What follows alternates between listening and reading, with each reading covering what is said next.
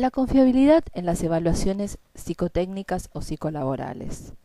La confiabilidad quizás es uno de los aspectos más complejos y más difíciles de evaluar, sí, porque no es un indicador directo, sino es la suma de algunos factores que es necesario considerar cuando realizamos una evaluación psicológica.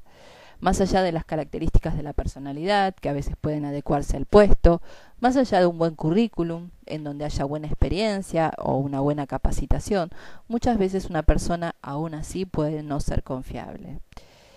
¿Qué queremos decir entonces con confiabilidad? ¿O qué deberíamos considerar en la evaluación? ¿O qué dimensiones ver en esta evaluación de la confiabilidad? Una característica muy común a veces es considerar que si una persona es honesta, es confiable. Y si bien es cierto que toda persona confiable, una de esas características es la honestidad, no siempre una persona honesta o decente puede ser confiable. ¿Por qué? Porque el estado psicológico, el estado de salud mental, el equilibrio psicosomático, la situación vital que la persona esté atravesando, la situación personal, y otras variables que ahora comentaremos suelen ser de peso importante. Un factor muy significativo y que ha tenido muchos estudios en los últimos años es el peso y la influencia que tiene la motivación. Muchas veces una persona puede presentarse para un trabajo y sin embargo su motivación, su energía, su libido no está puesta en ese tipo de tarea porque no es a lo mejor la que le gustaría realizar.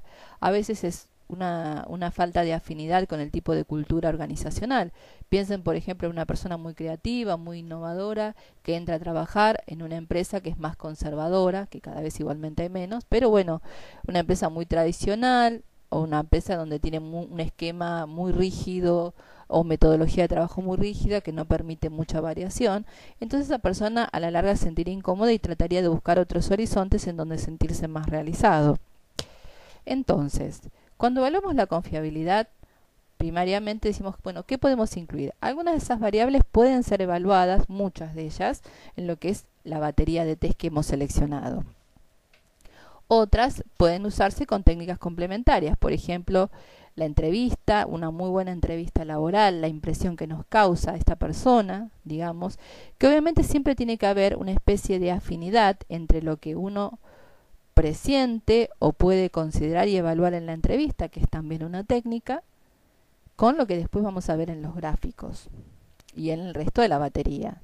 Obviamente es un conjunto de cosas. Justamente cuando hay una buena confiabilidad, hay una estabilidad. Por ejemplo, una persona puede, si uno le pregunta a alguien que está haciendo una entrevista laboral, qué aspecto de sí consideraría como más negativo, que sería trabajable, por decirlo de alguna manera, bueno, a lo mejor el exceso de escrupulosidad o el exceso de perfeccionismo. Que obviamente también es relativo porque algunos trabajos viene bien ese perfeccionismo, y en otros trabajos a lo mejor que se necesita un poco más de dinámica, de desenvoltura, a lo mejor ese perfeccionismo enlentece un poco el trabajo. Pero vamos a suponer entonces que la persona puede decirlo de sí, puede decir de sí, que es muy perfeccionista. Por ejemplo, en un completamiento de frases o durante la entrevista. Y después nosotros cuando vemos cómo proceden las técnicas, los distintos comportamientos, vemos que también esos comportamientos nos dan cuenta de que ese perfeccionismo está presente, ese cuidado o ese control en la tarea, el compromiso con la que va haciendo, digamos, cumpliendo cada una de las consignas. Entonces ahí también podríamos hablar de confiabilidad, porque lo que vemos, lo que la persona dice de sí y además después lo que expresa, tiene como una cierta afinidad. La confiabilidad entonces puede incluir obviamente la honestidad, la integridad, la idoneidad. Esto de la idoneidad, por ejemplo, a lo mejor en trabajos que tienen una función superior, en donde la persona está realmente capacitada en aquello por lo cual se está postulando. Más allá a veces de lo que diga el currículum, si la persona realmente tiene efectivamente esa competencia que se evidencia, ¿no?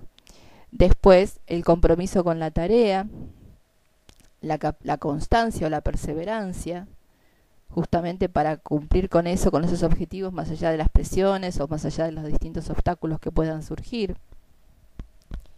obviamente la sinceridad, y en cuanto a aspectos personales significativos, por ejemplo, la capacidad de autocontrol, la adaptabilidad. Esos son algo, por ejemplo, que nosotros tenemos que evaluar en lo que vamos viendo de las distintas técnicas.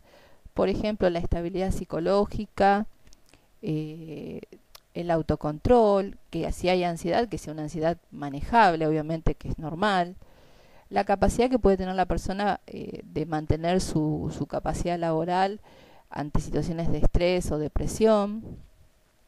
Por eso decíamos que la situación vital también es importante, porque también una persona puede tener mucha capacidad, muy buena experiencia, pero si está atravesando una situación vital significativa, puede pasar justamente que eso afecte, porque a cualquier persona que está atravesando alguna situación familiar, personal, más allá de cuál se trate, obviamente distrae, porque las preocupaciones también ocupan energía, ¿no?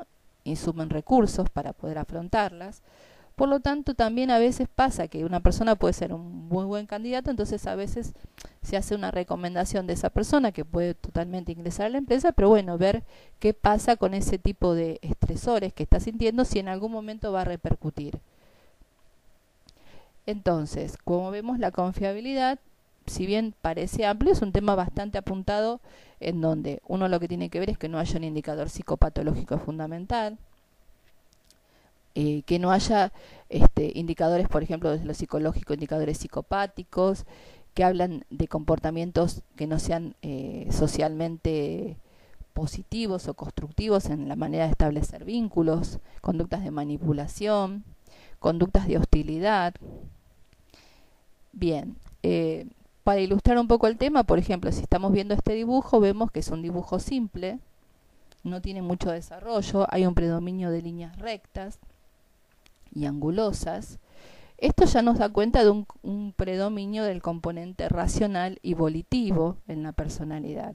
Entonces, ¿pero esto hace que la persona no sea confiable?